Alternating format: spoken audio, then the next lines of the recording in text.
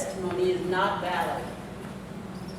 Jesus answered, even if I testify on my own behalf, my testimony is valid because I know where I've come from and where I'm going. But you do not know where I come from or where I'm going. You judge by human standards. I judge no one. Yet even if I do judge, my judgment is valid. For it is not I alone who judge, but the Father who sent me. Now let me read that to you. This is a New International Version. Let me read it to you in the Message. Starting at verse 13. The Pharisees objected, all we have is your word on this. We need more than this to go on. Jesus replied, you're right that you only have my word, but you can depend on it being true. I know where I've come from and where I go next. You don't know where I'm from or where I'm headed. You decide according to what you can see and touch. I don't make judgments like that.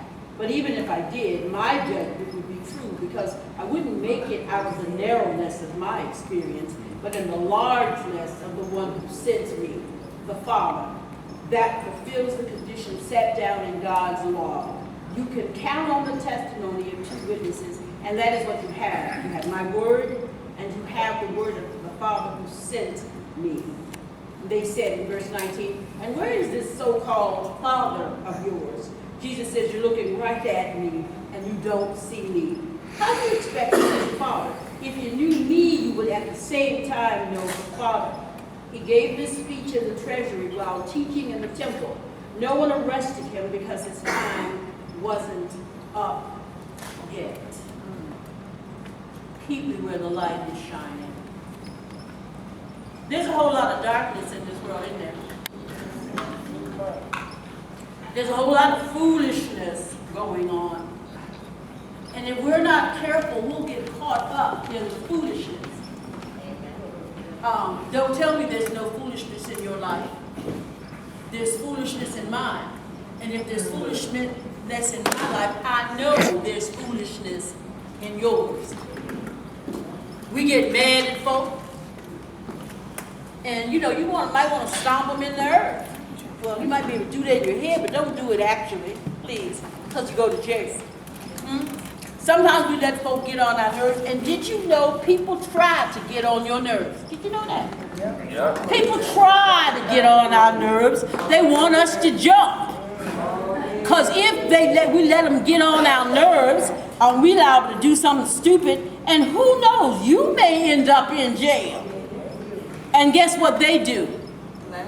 They laugh. You hear me what I said? They laugh. Because you did what the devil set out to have happen in the first place. You jumped. It was their problem in the first place. It was their problem. It was their problem. But you can confuse the issue if you jump. I can confuse the issue if I jump and if I get my hands dirty messing with you. The police don't know who started what. True that. They're just looking at who holding the bag. Yeah, pretty much. And if you holding the bag, you may be going down to the station, and the person who really started it is at home twiddling their toes, grinning. Said, "I got him. I got him." Wow. Wow. I've had occasion to tell several people that this week. So nobody's by themselves. I better tell myself that this week. The world is full of foolishness, which we perpetuate by picking it up and acting on it. You know when you get somebody, how you really get somebody? Can I tell you this? Ignore them. You hear me? Ignore them. They can sing high, low, in the middle. Just ignore them. Now this is what's going to happen when you ignore folks. It's really like children. People and children especially, they like any kind of attention. They don't care if it's negative or positive, they just want some attention. And when you start ignoring people, they wrap it up for a minute. Oh, she didn't see me. He didn't. He didn't hear me. So, brother, just let me poke you. See how you like that? Now I have no brother like he has a hot temper. So you poke him, he goes, and the poker goes all sicky down. Here we go. In just a minute, I'm going to have him spitting and cussing and carrying on, and the police will come and get him, and I will have gotten him back. But Brother Art, if you and I would just hold our peace. Sometimes you don't know what prayer is for. You know what prayer is for? When folks are poking you and you want to knock them into next week, it's a good time to start talking to Jesus. Jesus, you know me. You know I'm half crazy. You know this person got on my last good nerve. You know I only got one good nerve left, and they are all over it. I'm going to need some help right now, Jesus. That's a good, solid prayer, y'all. I know it's good, and I know it's solid, Brother Stan, because I've had to pray it. I've had to pray it. God, I need you right now, because I can feel her throat in my hand. Y'all holy up in here. Y'all just so holy. I'm real. Okay. I do not have time to be lying to y'all, especially not in a sermon. I get angry. Angry enough to choke the life out of you. And if it were not for Jesus, you would go to meet him sooner than you had thought. Because I pray. I pray. And the Lord starts talking to me and says, okay now, girl, calm down. And sometimes the Lord just tells me to shut up, sit down, and shut up. And so you might be in my face acting a teetotal fool, but the Lord just told me to sit down and shut up. So guess what I do? I sit down and I shut up. So that the Lord can make something different happen than would happen if I kept standing up there running my mouth back at you, jabbing at me. We live in a world of craziness and foolishness where there is darkness. We'll reach for the darkness before we'll reach for the light often. But we don't have to. We have the option, y'all. We have the option to stay in the light. Now, some things work against that. If you won't tell yourself the truth about your situation, I won't tell myself the truth. I'm in darkness. Now, look, I know when I'm a low down, no good, dirty, rotten liar. I know this. You don't have to tell me. And guess what? You know when you're lying too. You know what you're doing that you ought not to do. You don't need Pastor Liz or I to tell you. You already know. Now what happens is you think we can't see. And sometimes y'all want to run a game. You can try it. Help yourself. I just have to tell you that sometimes when you're running the game, God already told us. And so we just look at you and say, that's interesting. Okay. Whoop-de-doo. And after a while, because you know I can get real blunt, after a while I say, you finished? You finished? So now what we gonna do? If you go to therapy, therapists already know and pastors already know the problem that you present with, the thing that you come in the door talking about, that ain't your problem. That's what you feel comfortable talking about. So we already know, wait a minute, because you haven't told the real thing yet. Just wait a minute. They're checking to see if they can trust you, checking to see if this is a safe space, and after they get comfortable, they're going to tell you the real deal, which is 10 times worse than the mess they're telling you. Okay. All right.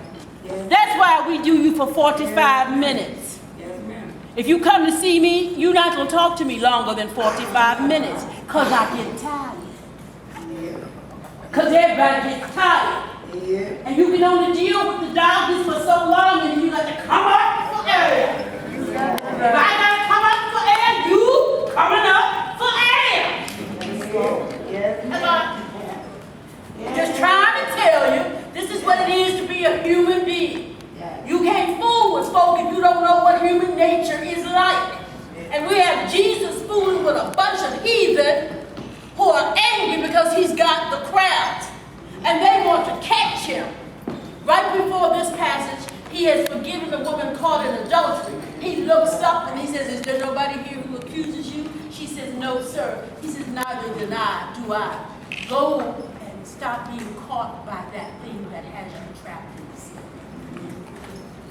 And then he talks to these heathen who want to catch him.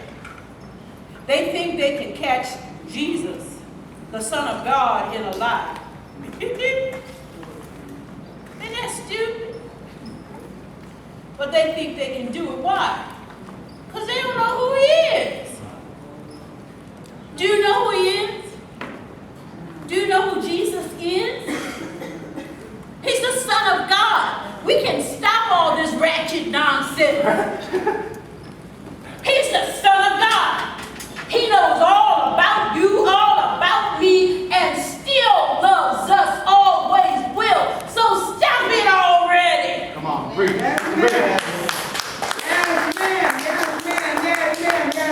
Not fooling anybody. You're certainly not fooling God. And let me tell you one thing. Yes. She all right. You telling the truth. You let me preach, baby. You telling the Sit truth. there. I love you. Yeah. Telling the truth. Yeah. We come before God Yeah. with foolishness. We are said, it's told that we should come before God in spirit and in truth. And instead we come in, oh God, like God doesn't know. Like he isn't worthy of all the praise, the glory, and the honor. Like he hasn't done anything for us. Like he is not the one that we have breath in our bodies and our lungs, know what to do with the air that we take in. We don't believe God. And we have an instance of unbelief in this passage. The Pharisees and scribes say, who are you? You're not anybody. You're not all that in the bag of chips, shoot. We better than you. We're the scribes and the Pharisees. We got the money, we got the power. Who are you? And they didn't even have where he was born. They said, Scripture said nobody comes out of Galilee. He wasn't born in Galilee, but that's what they did. You are nobody. You should be bowing before us. How dare you? We're talking to Jesus, the Son of God. That's how they're talking to him, because they don't know who he is. But we shouldn't judge them too harshly, because we do the same thing. We come up in here acting idiots. We come up in here ready to fight, kill, maim, mutilate. We come up in here playing games, coking and joking. It's because we don't know who we're messing with. Now, I tell you right now, I am nobody but God's servant.